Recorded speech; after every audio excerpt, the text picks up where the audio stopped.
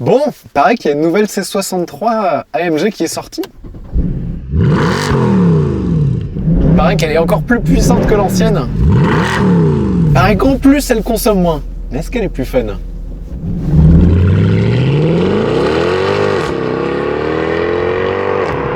Pour l'intro de cette vidéo, je vous ai réservé quand même une pièce maîtresse de l'histoire de la C63 AMG, la C63 Coupé édition 507. Sous le capot, on a un V8 atmosphérique de 6 litres 2 et franchement, c'est agréable. Tout l'enjeu va être de répondre à la question, est-ce que c'était pas mieux avant ?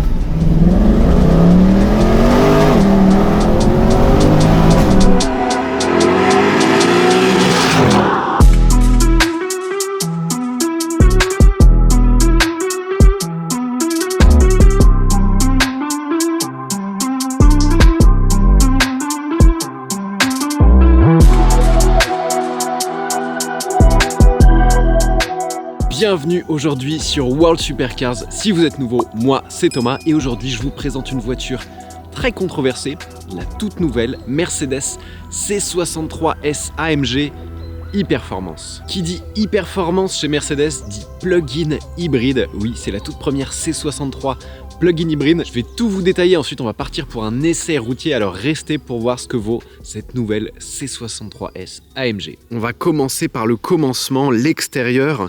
C'est une voiture qui fait 4,84 m de long et 1,90 m de largeur. Elle existe aussi en carrosserie break, donc avec un grand coffre à l'arrière, mais pas encore en carrosserie coupé. À l'avant, on retrouve la grille AMG qui est maintenant classique, qui n'est plus si nouvelle. La grande grille Panamericana à lamelle verticale avec la grande étoile au centre. Et pour la première fois sur une C63 AMG, on n'a plus le badge Mercedes ici sur le capot, mais le badge AMG avec Affalterbach, c'est le nom de la ville où sont produits et assemblés les moteurs des AMG. Le capot avec une double nervure et une prise d'air au centre, qui fait un petit peu factice, mais qui est une vraie prise d'air.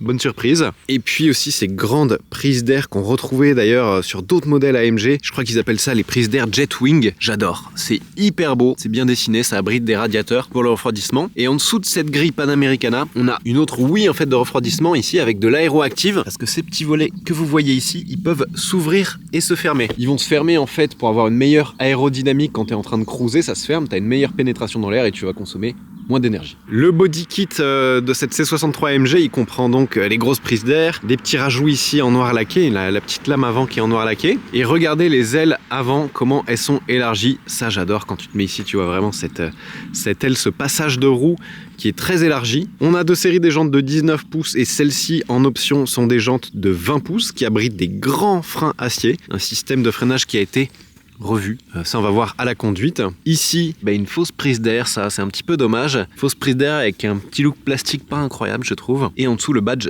Turbo e-Performance. Ça parle du moteur, je vais vous en parler après. Rétro-carbone, petite lame en carbone. On a quand même des poignées chromées sur celle-ci. Le déchromage, en revanche, autour des vitres. Jantes de 20 pouces à l'arrière et à l'avant. Trappe à essence à droite et trappe de recharge électrique à gauche. Là, on passe sur l'arrière. La voiture est très ronde de manière générale. Je sais pas ce que vous en pensez. J'ai hâte de lire vos commentaires. Mais ils ont fait un arrière classique en bas. Là, on devine que c'est une 63 AMG avec les sorties d'échappement trapézoïdales. Le diffuseur, d'ailleurs, qui passe ici, qui est très joli, qui passe en dessous. Ça, j'aime bien.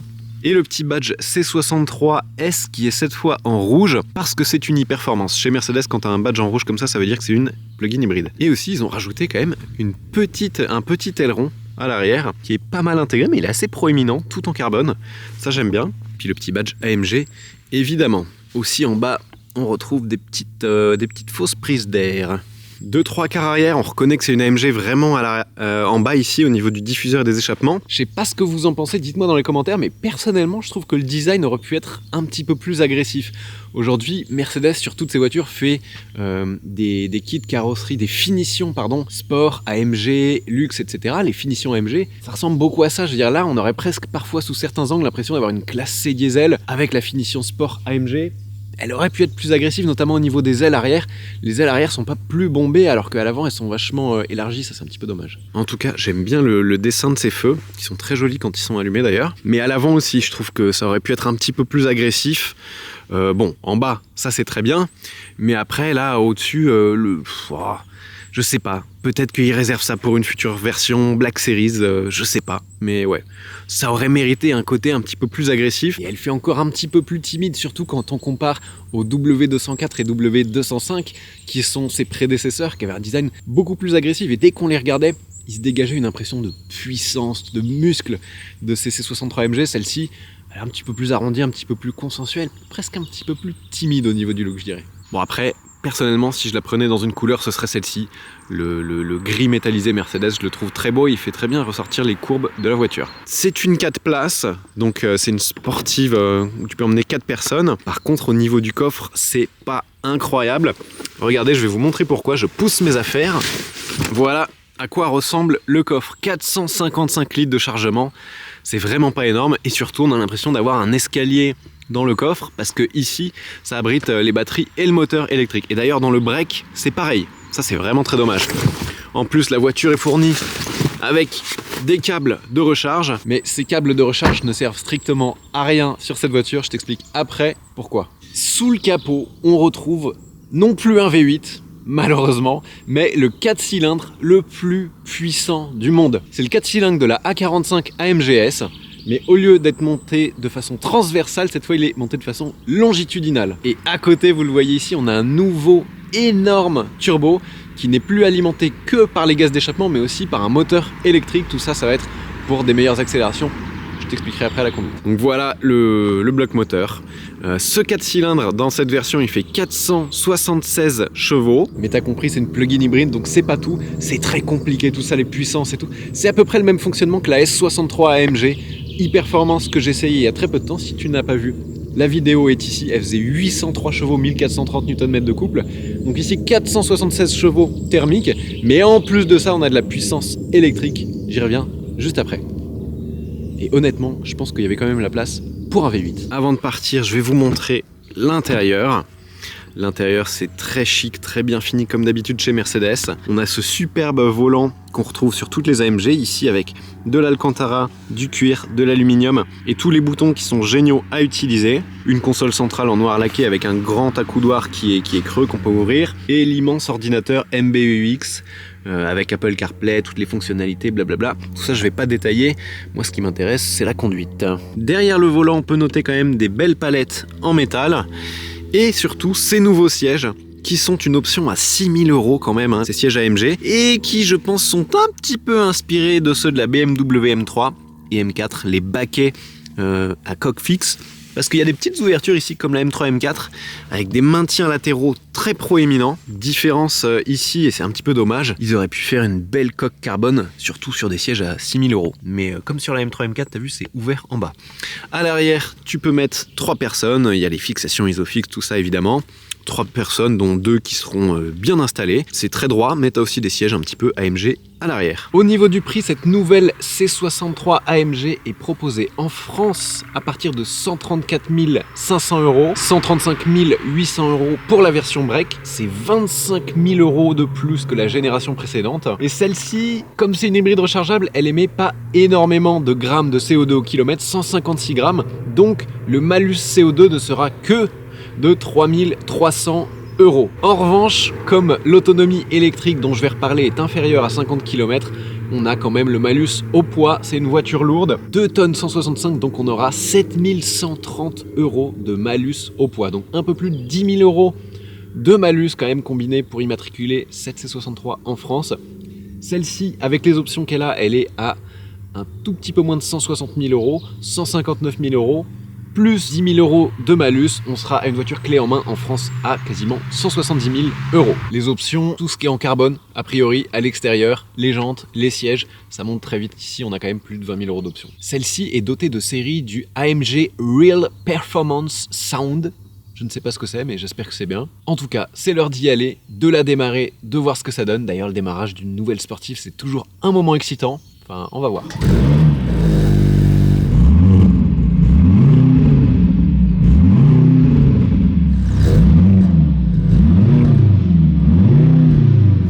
Bon, le V8 est mort, il n'y a pas de doute là-dessus, et ça, on peut pas passer à côté. Maintenant, Mercedes annonce, et je cite, que le groupe motopropulseur associe le moteur turbo d'AMG 2 litres à une entité d'entraînement électrique pour une expérience de conduite hautement émotionnelle. Hautement émotionnelle ? On va vérifier ça. Bon, on peut pas passer à côté du fait qu'elle est un 4 cylindres et puis un V8, écoutons le son moteur.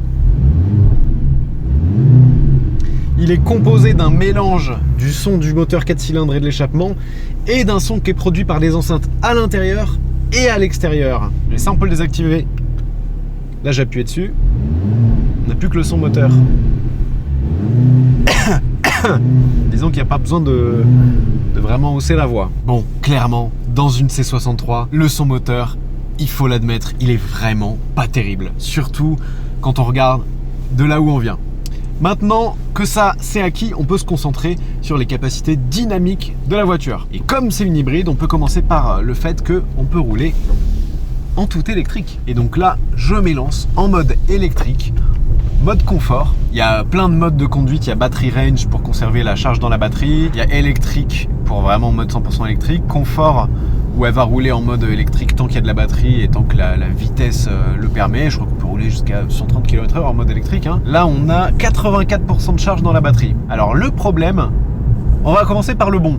Le bon, c'est que c'est une batterie dont la technologie est issue de la Formule 1, donc qui est faite vraiment pour des cycles de charge et de décharge très rapides, pour donner beaucoup de performance. Mais le désavantage, c'est que tu n'as pas énormément d'autonomie en électrique. On n'a que 13 km d'autonomie en full électrique. Donc vraiment, le côté plug-in hybride, c'est juste une histoire de taxes et de régulation, de baisser le malus. Voilà, c'est tout, parce que du plug-in hybride en passion, pas trop. Et puis là, pour une autonomie de quoi ? De 13 km, c'est inutile. Personne ne va jamais la brancher sur une borne de recharge pour avoir 13 km d'autonomie électrique. Maintenant, quand tu roules en mode performance, donc en mode Sport Plus ou en mode Race, ça va beaucoup recharger la batterie et assez vite. Donc ça, c'est le point positif. Au niveau des caractéristiques techniques de la voiture, on a un système 4 roues motrices Formatic Plus qui est très perfectionné, comme sur la S63 AMG que je vous invite à aller voir si vous ne l'avez pas vu. Le moteur thermique peut envoyer du couple à l'arrière et à l'avant, et le moteur électrique aussi, donc on peut rouler en 4 roues motrices en électrique et il y a une répartition du couple permanente. On a 4 roues directrices, donc les roues arrière peuvent braquer jusqu'à 2,5 degrés dans le sens opposé aux roues avant en dessous de 100 km/h, ce qui lui donne une agilité vraiment très très bonne dans les manœuvres en ville ou pour rentrer dans un parking. Elle pivote très très bien, et au-dessus de 100 km/h, les roues tournent dans le même sens que les roues avant, ce qui augmente la stabilité de la voiture. Suspension adaptative, donc confort, sport, sport plus, il y a une vraie différence entre les trois, et selon que tu conduis dans le mode de conduite, donc le bouton de droite confort, sport ou sport plus, ça change la suspension, mais avec le petit bouton de gauche, tu peux l'adapter, donc rouler par exemple en mode race avec les suspensions confort, c'est possible. Donc Mercedes dit que cette batterie dont la technologie est issue de la Formule 1 est faite pour des cycles de charge et de décharge très rapides, donc pour augmenter la performance clairement. Mais le problème, c'est le poids de la voiture. On est presque à 2 tonnes 2 sur cette voiture. C'est quasiment 400 kg de plus que la voiture qu'elle remplace. Si on n'avait pas ces 400 kg de plus, est-ce qu'on aurait besoin de toutes ces batteries et de ces moteurs électriques ? Probablement pas. On est sur une voiture qui fait presque 2 tonnes 2 quand même, c'est énorme. Mais moteur électrique et thermique combiné, on a 680 chevaux et 1020 Nm de couple. Enfin vraiment ? Ça, c'est uniquement si la batterie est suffisamment chargée. Parce que si la petite batterie qui donne peu d'autonomie en électrique a un pourcentage assez faible, en dessous de 20-15%, tu n'auras pas les 680 chevaux et les 1020 Nm de couple. Tu auras la puissance et le couple fournis par le 4 cylindres de 476 chevaux. Et ça, dans une voiture de 2 tonnes 2, bah, c'est pas incroyable. Donc 680 chevaux et 1020 Nm de couple, si la batterie est bien chargée. Donc tout ça, ça nécessite une gestion particulière de la charge de la batterie, une surveillance de ce chiffre avant de vouloir vraiment envoyer du sport. Et là, tu vois, quand on s'élance en mode confort, avec le moteur démarré, on a l'électrique qui va combler un petit peu le creux de couple à bas régime de ce moteur turbo, qui était la grosse faiblesse de la A45 AMG, mais quand on roule, ça rétrograde facilement. Enfin, On n'a pas l'agrément d'un V8, même à basse vitesse. À haute vitesse, on va voir, ça se trouve, c'est une autre histoire. Mais pour l'instant, on n'a ni le son, ni l'agrément d'un V8. Les gens qui ont déjà roulé avec un V8, ils savent de quoi je parle. Il y a une sorte de force, un couple qui est toujours présent, même à bas régime, qui te fait avancer la voiture sans qu'elle fasse d'efforts. Là, on sent que le moteur a besoin de rétrograder, etc. Et pour l'instant, à basse et moyenne vitesse, on n'a pas l'agrément du V8 qu'on a perdu, ça c'est sûr. Mais on peut avoir une voiture silencieuse, etc. Et ça, c'est pas mal. Maintenant, on a 680 chevaux et 1020 Nm. Mercedes annonce un décollage de 0 à 100 km/h en 3 secondes 3. On va voir ce que ça donne.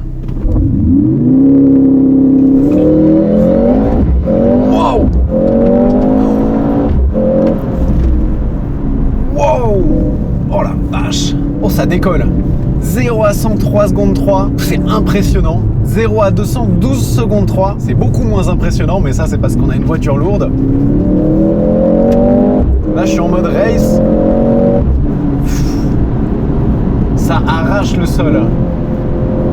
Mais ce qui est étonnant, c'est que quand on met son pied au plancher, on n'a pas toute la puissance tout de suite. Ça marche, et puis à un certain régime, on sent qu'il y a un coup. Après, il y a une boîte de vitesse à 2 rapports sur le moteur électrique, c'est peut-être ça.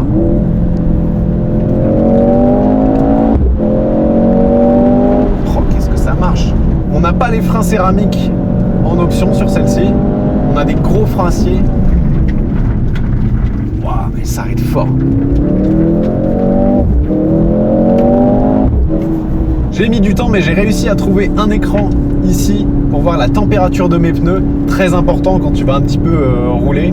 Là, on a les pneus avant à 37 à gauche et 41 à droite. Ça commence à être pas mal. Michelin Pilot Sport 4S aux 4 coins. Donc pour les conditions de tous les jours et s'amuser un petit peu en conditions sportives, meilleure monte toute saison, on va dire, pour du sport. Si tu vas faire beaucoup de circuits, le Sport Cup 2 pourra être utile, c'est un semi-slick, mais sur la route de tous les jours, en conditions mouillées, il pourra être un petit peu délicat, alors que le Pilot Sport 4S, il est à toute épreuve. En fait, les reprises, même à bas régime, sont impressionnantes parce qu'on a tout de suite le couple électrique qui vient combler le creux du moteur. Là, je suis à 2000 tours. Attends, je me mets en manuel. Hop, ça, c'est pas ici, ça, c'est la suspension. Manuel. 2000 tours minute en 4e. Et tout de suite, en fait, c'est marrant. Oh, et ensuite, il y a le moteur. Ça commence exactement comme l'accélération d'une voiture électrique. C'est instantané. Sauf que derrière, on a un moteur thermique de 476 chevaux qui prend le relais. Et clairement, il marche. 476 chevaux d'un 2 litres 4 cylindres turbo. Oh là là là là. Dynamiquement, on n'a pas l'impression d'avoir une voiture de 2 tonnes 2. En tout cas, pas en ligne droite. Je refais un petit launch control. C'est impressionnant comment elle décolle. Impressionnant. Oh, le son est pas... Wow.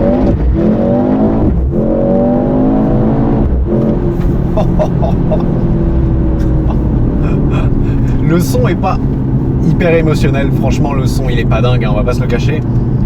Mais la poussée, waouh!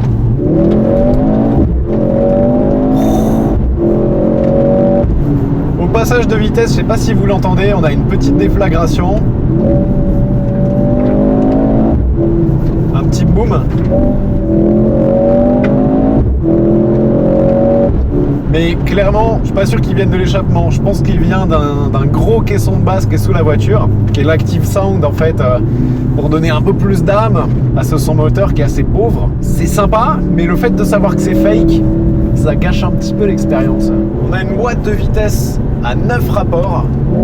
C'est beaucoup de rapports, mais ça permet de consommer peu quand tu es sur les rapports élevés. Elle est très rapide. Et avec ce petit P au passage de vitesse, j'ai un peu l'impression de conduire une Golf R. Enfin, une voiture avec une boîte DSG qui fait ses petits P caractéristiques au passage de vitesse. Ça claque pas comme sur la C63 édition 507. Dynamiquement, c'est impressionnant.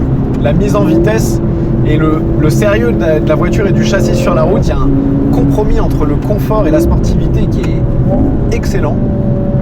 La direction, elle est top. C'est assez rare que sur ce genre de voiture je le dise, mais il y a une bonne remontée d'informations dans le volant, je trouve.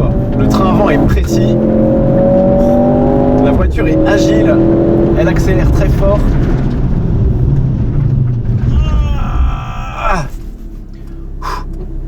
Et elle freine pas mal, franchement pas mal. Wow. Oh bah, la mise en vitesse par contre sur les premiers rapports c'est un délire. C'est vraiment sur les premiers rapports parce que 0 à 100 3 secondes 3, 0 à 200 12 secondes 3. 12 secondes 3 sur une voiture qui fait 680 chevaux, on aurait pu être en mesure d'attendre un petit peu mieux. Vmax 280 km/h. Les ingénieurs ont fait un bon travail franchement sur l'hybridation. La transition entre le thermique et l'électrique, elle est assez fluide, plutôt imperceptible à des vitesses normales. À haute vitesse par contre, quand on va taper dedans, de temps en temps il y a une transition un petit peu bizarre, comme si le moteur électrique délivrait pas toute sa puissance et puis un moment il dit ah bah j'ai toute la puissance, je te l'envoie. Tu le sens en fait, ça fait un à-coup. Là c'est pas... Là c'est perfectible je pense en conduite très sport. Mais à basse vitesse comme ça, sans pousser, j'ai un peu l'impression de conduire une A45 AMG quoi. Pas une C63. Hop, je remets en manuel. On est en seconde là. Oh là là, comment ça tire. Est-ce que la voiture est fun à conduire? Franchement, oui. Les performances de ce moteur et le sérieux du châssis la rendent vraiment cool à conduire. Vraiment, on s'amuse, elle est fun. Est-ce qu'il y a de l'émotion? Un petit peu moins que sur l'ancienne quand même. Hein. Parce que le son, il fait très artificiel et il joue pour énormément dans l'émotion, dans le plaisir de conduite, je trouve. C'est un tour de force dynamique, mais c'est pas le grand frisson émotionnel, cette C63 e-performance. On sent que c'est une voiture que les ingénieurs de chez Mercedes ont vraiment fait avec leur cerveau pour atteindre certaines normes et certaines régulations plutôt qu'avec leur cœur. Si vraiment ils avaient eu carte blanche et il y a la place sous le capot pour mettre un V8, Dieu sait ce que ça aurait été cette C63. Et franchement, si elle était plus légère, on n'aurait pas besoin de ces batteries et de ce moteur électrique. Et on n'a pas fait le test du petit muret, mais je pense que là ça va démontrer par A plus B la nécessité de mettre un V8 dans cette voiture. Le petit muret.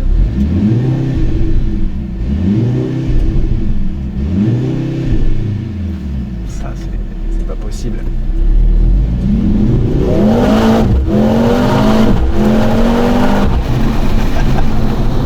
Vraiment c'est la performance qui l'emporte sur le son moteur. Bilan, cette C63S e-performance, c'est un tour de force technologique. Rendre une voiture qui sous le capot à l'avant a juste un petit 4 cylindres de litre aussi performante et dynamique, bravo. Maintenant, étant donné son prix quand même qui est assez élevé, le côté pas très passionnant du moteur, hein, ça fait quand même moins vibrer qu'un V8, le coffre qui est tout petit, il se peut que Mercedes ait un petit peu de mal à les vendre ces nouvelles C63. Morale de l'histoire, si vous avez une ancienne C63 en V8 4 litres ou encore mieux en 6 litres 2, gardez-la bien au chaud. J'espère que cet essai vous a plu. Si c'est le cas, mettez un pouce bleu et dites-moi dans les commentaires ce que vous pensez de cette nouvelle C63. Je lis tous les commentaires, ils m'intéressent et j'y réponds quand il y a des questions. Je vous remercie de votre fidélité et je vous dis à très bientôt pour une prochaine vidéo. Ciao.